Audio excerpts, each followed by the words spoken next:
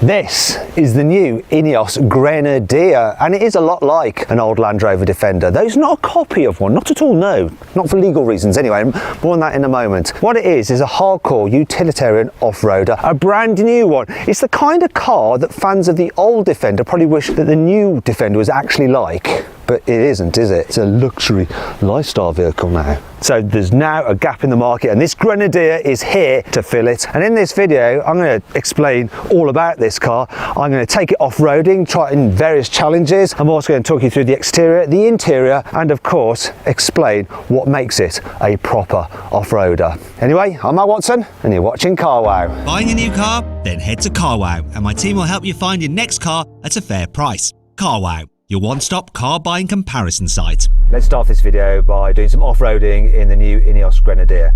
So I'm going to drive up this slope. It's not the steepest slope, but it is pretty slippery. So this is going to test the car's ability to put its power down. I'm going to build up a bit of momentum so I don't start spinning up my wheels. Here we go. Come on, come on, come on. Power, power, power, power, power, power, power, power, power. Oh yes, oh yes, yes. Easily done. Now if I was going dead slow, I might have got a bit stuck there because it really is very, very slippy, but that marched up there no problem at all. Very nice. Now we need to go down a hill. So this looks like a bit of a descent. Is it aggressive enough to test this car's capabilities? I reckon I could drive a hatchback down this bit, but let's do it anyway. Oh, maybe not actually. This thing has got ground clearance of 264 millimeters, and I can just hear some of the mud just catching on the underneath of this vehicle. So if I had been in a normal hatchback, I would have been stranded. But do you know what? I want to find a steeper slope to really push this thing. Oh, here we go. That looks promising. When this car goes on sale, it will have hill descent control, but because this is a prototype, it's not engaged. So what I'm going to do is just use the gearbox to help me down this slope. So I'm going to go into manual mode, go into first. I'm in low range for the gearbox. I'm going to let the engine just brake this thing down this slippery hill. Brake over angle on this, 28.2 degrees, pretty good. So we won't ground out coming down here. I'm going to lift off the brake and just let it do its thing. Yeah. Easy, easy, easy. Look at that. Oh yes, and there we go. Nice. Departure angle 36.1, so getting off that slope was easy. I didn't bottom out the rear end. Now the departure angle on the new Land Rover Defender is slightly greater than on this, but only by 4 degrees. So do you know what, I am going to go up that slope again because I think I can find an even more aggressive descent. Let's whack it back into drive. So approach angle 35.5 degrees. Once again, Land Rover Defender, the new one, is ever so slightly more. That car does have air suspension though. Get some momentum up because this is slippy. Here we go. This will test the brake over angle now. Come on, come on. Yeah, that's just easy. I need a steeper slope. Oh, okay, this looks more like it here. So this slope is just like breaking away and I can't see the track. So it should be pretty steep. Once again, I'm going to go into manual mode and first. This is going to test the car, this is, because if it goes too fast, we might run into some problems with the approach angle at the very bottom. Hopefully I won't dig the nose into the ground, but here we go. Off the brakes, just let it go. Come on, car, you can do it. Whoa! It's like a roller coaster. Oh my God, I definitely got away with that. That's impressive. That was so steep. I could see how if you weren't really like so used to off-roading, you definitely want the hill descent control to just do things for you, but it's pretty slippy. I'm not sure how much better it would have made it. Let me talk you through what makes the INEOS Grenadier a proper hardcore off-roader. So like the old Land Rover Defender, it has a traditional ladder frame chassis, and this one is super strong. However, unlike the old Land Rover Defender, this chassis is properly rust-proofed, so it won't rot out beneath you. Made out of steel. Ooh, yeah. The body panels on the car are actually aluminium, like the old Land Rover Defender. Now, moving down the side, you'll notice here we have coil spring suspension. The new Land Rover Defender has air suspension, which is great, it's lovely, but it's not so good if you're in the outback and something goes wrong with it. It's just more complex to fix. Speaking of complex, this is what makes the INEOS Grenadier modern. It has a modern engine, 2 of them actually. So you have a 3 litre litre straight six diesel from BMW, puts out 249 horsepower and 550 newton meters of torque, or you can have a 3 litre straight six turbo petrol with 285 horsepower and 450 newton meters of torque. Now, they're mated to an 8-speed automatic gearbox with a torque converter. Obviously, this has permanent 4-wheel drive, plus you have low range mode. You also have a central locking diff, and you get an electronically controlled locking diff on the front axle and the rear axle as well. Wow. Now all this does add to the weight. This thing weighs in around 2.5 tons, so pretty heavy, but it's tough, and it can tow 3.5 tons. Now one of the things that makes it really tough are these beam axles here. I mean, these are just absolutely solid, and beam axles are good for off-roading. They help you keep a wheel on the ground when you're going over the rough stuff.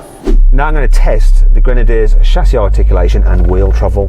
So first thing I'm going to do is drive through this ditch here, and the car will come with 3 differentials. So you've got a central locking diff, and then you've got 2 electronically controlled diffs, one at the front and one at the back. This car, being a prototype, yet again hasn't got those fitted, so I'm going to try and do it without them. And this is quite aggressive because it's going into a ditch, and hopefully, because I've got beam axles, the wheels that in the air, pushing the wheel that isn't in the air down to the ground to get me some traction, but I might end up with a wheel in the air at some point. Coil springs are helping with the movement of the wheels. Oh, look, see, I've got myself a little bit stuck here. All right, I'm gonna have to give it another go here. I'll cock that up. Too busy talking to you. That's my problem. Right, let's give it another go. There we go, got it. Now, if it had the front and rear diffs fitted to it and they were engaged, it would have just walked through there. Absolutely walked. No problem with wheel travel there. Now I'm going to get this side slope. I'm just doing this for the lols. Wow, this is quite scary. Scary but fun. I love off-roading, and this is a good car to go off-roading in. It's well capable. Now let's talk about the design of the Grenadier, and let's be honest, it does look like an old Land Rover Defender, doesn't it? So you've got round headlights there, you've got the stepped bonnet, that's the engine bay under there, huge rugged bumper. It's mean looking, but definitely Land Rover Defender-ish. And do you know what? Land Rover's lawyers, unsurprisingly, have been in regular contact with INEOS, and there have been a few court cases, but so far the judges have always ruled in the favour of INEOS. Reason being is this: it looks like a Land Rover Defender, but it doesn't look like a copy of one, and that's the key thing apparently. So they haven't ripped off the design. And anyway, with this kind of car, it's kind of hard to make it look different in a way.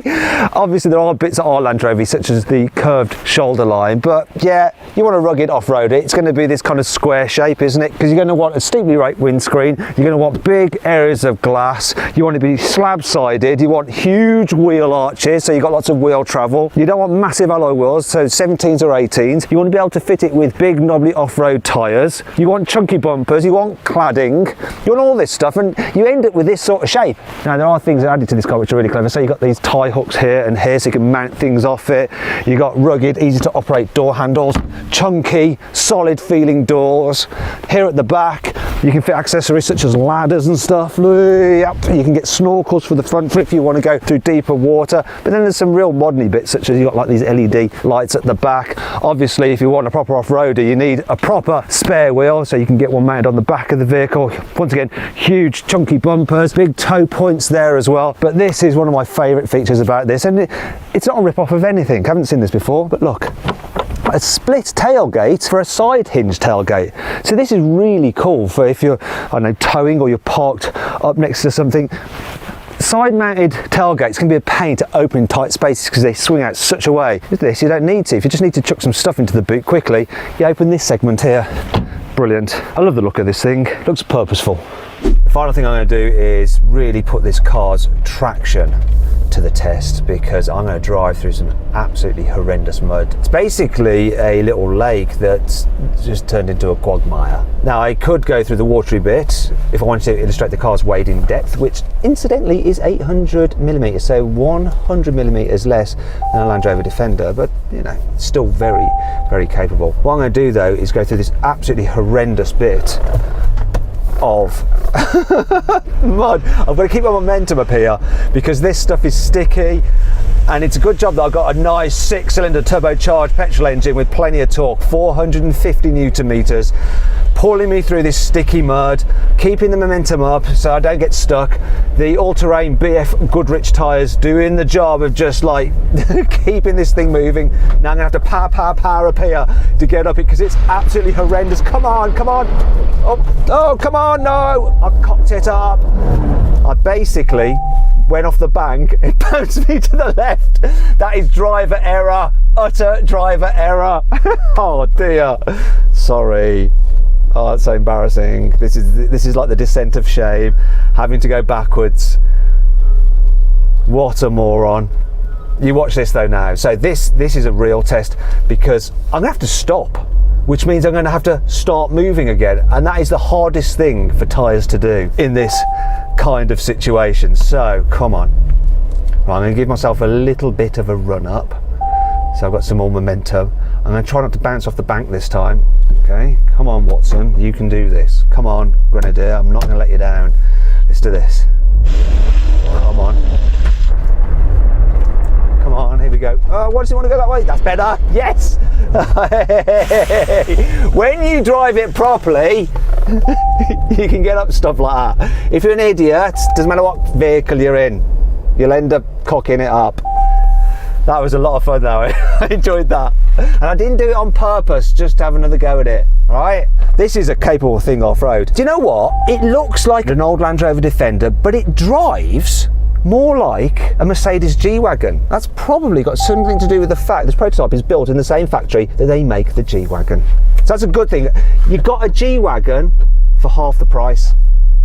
I've jumped out of the prototype vehicle and into a pre-production model because the prototype's interior wasn't finished. This is much closer to what the actual production road cars will be like. It's very much like the last generation of old Land Rover Defender, especially with this centre console here. One thing that is different though is the amount of room you've got in here. So in the old Defender, you're always like bashing your arm off stuff. This has a proper window edge and it's quite a nice material on top of there as well. And the design of the doors just feel modern and pretty good quality. Squidgy dash, nice steering wheel. There's actually two horns on this vehicle. You've got your main horn here and then a little quieter horn there for cyclists. Toot. Now I can't actually use the horns. They haven't revealed what they both sound like, but we'll look into that when I get the car in the UK.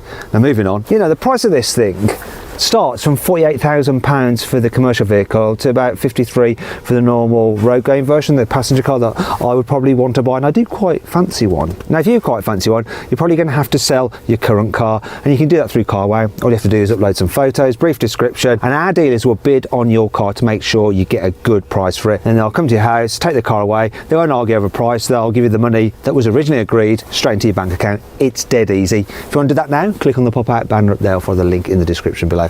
Alternatively, you can do it at a later date by just googling wow me car wow. Simple. Okay, let me continue about the interior of this car. So big infotainment screen there with lots of information. Actually, you can see the speedo is actually displayed there, a bit like on a Tesla Model 3, because actually this panel here actually just shows you warning lights and stuff like that. Bit of a shame that it doesn't actually have your speed, but there you go. This infotainment system comes from BMW, like the engine and the gearbox, and you can use it as a touch screen. But you know, if you're wearing gloves or your hands are wet and you can't operate the touch screen, don't worry, you've got the iDrive controller down here as well. And you'll notice, look, the gear selector there is very much a BMW gear selector, which looks a bit out of place with the more kind of rugged looking and traditional gear selector for the low and high range mode. Now, I was mentioning wearing gloves and stuff like that. That's why the controls on the center console are nice, big and chunky, so you can easily operate them with some big thick gloves on.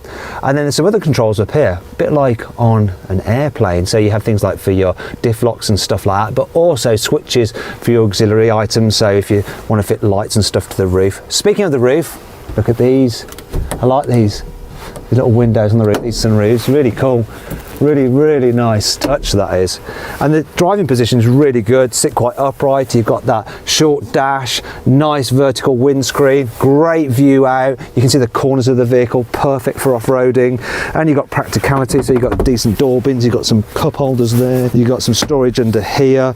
And look at this, a manual handbrake. Yes, which is handy for when you're off-roading, as it is a grab handle like that for your passenger to hold on to, and of course the handle to help them get in the vehicle as well. Seats are comfy, material feels nice. Yeah, I'm impressed with the interior of this. Here in the back seats there's plenty of room, lots of headroom, knee room is all right, foot space is adequate. There is a bit of a hump here because of the transmission tunnel, but you should be able to fit 3 people in the back, yeah.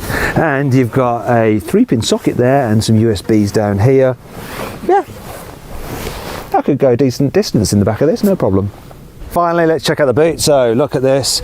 See, that split tailgate does make it a bit more practical, doesn't it? It's quite a jump to get in here. Now, I don't know the exact literage because INEOS haven't announced it yet, but it's very spacious. Although these wheel arches do eat into the space somewhat. You've got tie-down hooks, you've got 12-volt sockets, you've got more tie-down hooks, and the rear seats do fold down. 40, 60, but obviously look, you can see for yourself, can't you? Look, there's a big ridge there like that. Now that'd be a bit annoying if you want to put something heavy here then slide it to the front of the vehicle. Also, there's some big windows here in the cargo area, and I can't tell if you can get like a low cover so you can hide things underneath them. Otherwise prying eyes are just going to be able to see in here, which isn't ideal.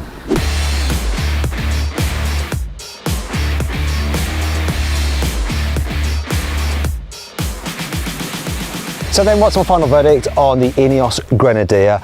Well, my first impressions are that it's really capable off-road. Also, it looks cool and it's nice, spacious and comfortable on the inside. I think this thing is going to be a huge hit with farmers, but also people who live in cities who want to cruise around in an authentic off-roader. I hope you enjoyed the video. If you did, please give it a like. If you didn't, give it a dislike. Let me know what you think of the INEOS Grenadier in the comments below. Click on those windows there for some more videos, and on that box there to go to CarWow if you're thinking of selling your car. All you have to do is upload some photos, brief description, and our dealers will bid on your car to make sure you get a great price for it.